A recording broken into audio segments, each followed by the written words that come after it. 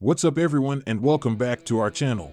Today, let's get started with Daniel Cormier, a reacts to Jorge Masvidal versus Gilbert Burns fight. Jorge Masvidal has continued to remain a major underdog ahead of his UFC 287 showdown with Gilbert Burns on April 8th. With Miles Riddle in the midst of a 3 fights good, many believe that he stands little to no chance against the number 5 ranked Burns. While the BMF has proven doubters wrong plenty of times in the past, there's something different about this fight as he enters about seeking his first win since 2019. The number 11 ranked welterweight will have quite a bit of pressure on him. The way UFC Hall of Famer Daniel Cormier and many others see things monster does back is against the wall, while a win would undoubtedly put him right back in the mix for a title shot at 170 pounds. A loss would see him enter the same category as fighters like Tony Ferguson during a recent video for his YouTube channel. Given that, do you think he's being unfairly counted out in the fight with Burns? Drop your thoughts in the comments below. Leon Edwards expecting totally different fight with Kamaru Usman at UFC 286. The first fight between Leon Edwards and Kamaru Usman was one of the most interesting fights in recent memory. Early on in the first round, Edwards became the first man to be credited with a takedown against Usman. Over the next few rounds, however, Rocky continued to give up ground on the scorecards until he was in a must-win position going into the 5th, where he landed one of the most vicious head-kick knockouts in UFC history ahead of the highly anticipated rematch at UFC 286 in March. Edwards, who has never lost in the UK throughout his entire combat sports career, is expecting an entirely different fight. How do you see the rematch playing out? Drop your predictions in the comment section below.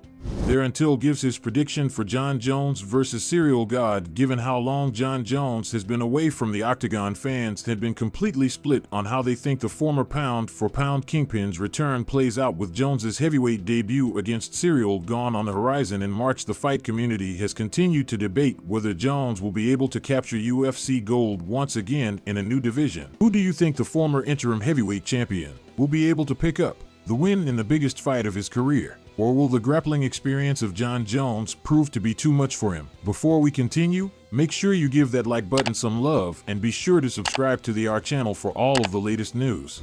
Aljamain Sterling reacts to Evor 40 areas of controversial UFC 283 celebration when he who reports the area finish Hogan Hua at UFC 283 and the MMA legend's retirement fight. He quickly found himself at odds with fans in Rio de Janeiro as he did a robot-style dance just moments after the referee stopped the fight immediately. The fight community was quick to rain down to criticism on Tortilleria online as well. At the post-fight press conference, he was asked about the celebration, to which he revealed that he meant no disrespect doing the dance again to demonstrate the duelist-style celebration in honor of his duelist nickname.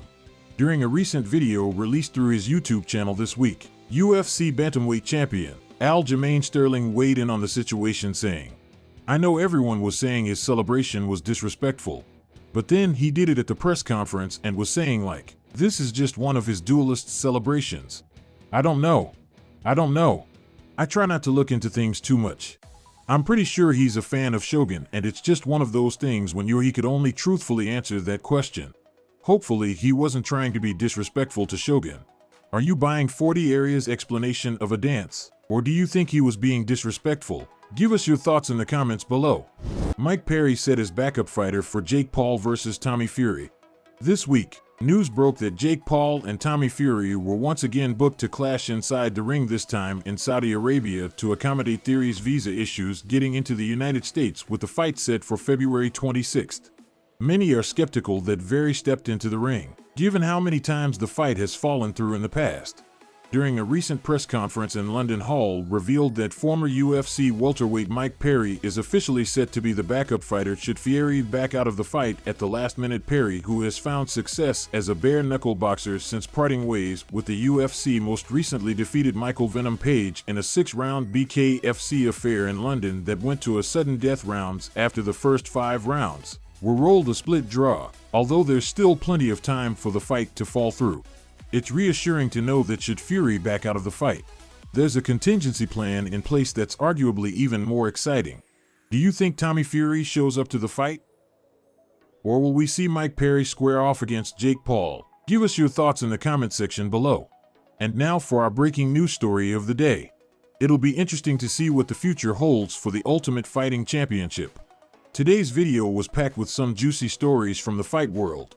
What are your thoughts about what's going on in MMA?